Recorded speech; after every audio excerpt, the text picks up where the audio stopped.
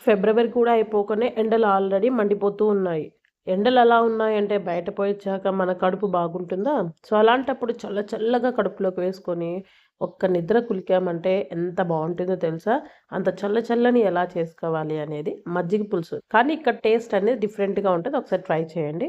ఇక్కడైతే నేను ఒక హాఫ్ లీటర్ వరకు అయితే పెరుగు తీసుకున్నాను. ఇప్పుడు దీన్ని మనము హ్యాండ్ విస్కర్‌తో కానీ లేదా స్పూన్‌తో కానీ మనము జస్ట్ పల్చగా అయ్యేలాగా ఎటువంటి లంప్స్ లేకోకుండా ఒకసారి ఈ విధంగా చేసుకొని సిద్ధంగా పెట్టుకుంటే సరిపోతుందనమాట.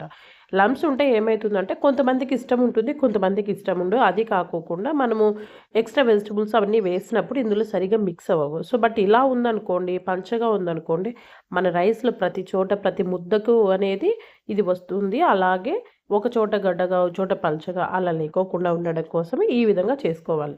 సో, ఇలా చేసుకున్న తర్వాత మనకు ఎంత పల్చగా కావాలంటే అంత పల్చగా ఎక్స్‌ట్రా వాటర్ యాడ్ చేసుకొనేసి అడ్జస్ట్ చేసుకోవడమే. ఒక స్పూను సాల్ట్ కూడా అంటే మీ టేస్ట్‌కి తగ్గట్టు సాల్ట్ యాడ్ చేసుకోండి. అలాగే ఒక పెద్ద సైజు ఆనియన్ అయితే మీకు నచ్చిన షేప్‌లో పొడువుగా కావాలంటే పొడువుగా, క్యూబ్స్‌గా కావాలంటే క్యూబ్స్‌గా ఆనియన్స్‌ని అయితే కట్ చేసుకోండి. ఇప్పుడు వీటన్నీ కూడా ఒకసారి బాగా మిక్స్ అయ్యేలాగా కలిపేసి ఈ బౌల్‌ని పక్కన పెట్టేద్దాం. ఇప్పుడు ఇందులోకి ఒక చిన్న రోల్ తీసుకొని, ఒక చిన్న అల్లం ముక్క అంటే 1 ఇంచు అల్లం ముక్క, ఒక 3 లేదా 4 పచ్చిమిర్చీలు కూడా వేసేసి, వీటిని బాగా కచ్చా పచ్చాగా అయ్యేలాగా అయితే దంచుకోండి. ఇది కొంతమంది డైరెక్ట్‌గా అంటే పీసెస్ లాగైనా వేసుకోవచ్చు. పచ్చిమిర్చి అలాగే అల్లం ముక్కలైనా వేసుకోవచ్చు. బట్ ఇలా వేసుకుంటే ప్రతి ముద్దలో కూడా తగులుతూ ఉంటాయనేసి నేను ఇలా వేస్తున్నాననమాట.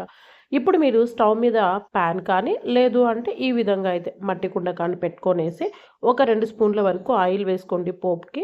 శనగపప్పు ఒక స్పూను, ఉద్దిపప్పు ఒక స్పూను. ఇది ఎవరు వేయరు కదా అని అనుకోవచ్చు. కొద్దిగా డిఫరెంట్‌గా మనం కూడా ట్రై చేయాలంటే కదా ఎక్స్‌ట్రాగా ఏదో యాడ్ చేసుకోవాలి.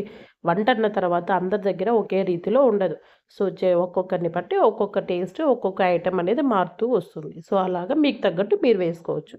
సో, పోపనేది కొద్దిగా శనగపప్పు, ఉద్దిపప్పు బాగా వేగిన తర్వాత జీలకర్ర, ఆవాలు కూడా వేసుకొనేసి అవి కూడా చిటపటలాడిన తర్వాత మనం ఆల్రెడీ దంచి పెట్టుకున్నాం కదా! అల్లం, పచ్చిమిర్చి. సో, వాటిని మీరు డైరెక్ట్‌గా కావాలంటే మజ్జిగలోకి డైరెక్ట్ వేసుకోవచ్చు పచ్చివి. అలా ఇష్టమైతే అలా, లేదు అంటే ఈ విధంగా అయితే వేసి ఒక 1 మినిట్ వరకు వేయించుకోవచ్చు. పసుపు కూడా అంతేనండి. మజ్జిగలో కావాలంటే డైరెక్ట్ మజ్జిగలో వేసుకోవచ్చు. లేదా పోపులో అయినా వేసుకోవచ్చు.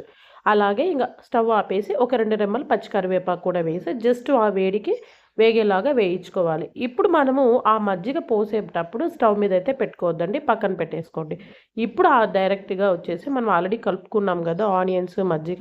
సో, వాటినంతా వేసేసి ఇప్పుడు పోపు అంతా బాగా మిక్స్ అయ్యేలాగా అయితే కలుపుకోండి. సో, టేస్టీ అండ్ చల్లని మజ్జిగ పులుసు అయితే రెడీ అయిపోయింది. అండ్ మనము గార్నిష్ చేసుకోవడానికి కొద్దిగా ఫ్రెష్ కొత్తిమీర అయితే ఇలా వేసుకొనేసి సర్వ్ చేసేసుకోవచ్చండి. టేస్ట్ మాత్రం చాలా బావుంటుంది. ఏమైనా సాల్ట్ తక్కువైతే అడ్జస్ట్ చేసుకోండి సరిపోతుంది.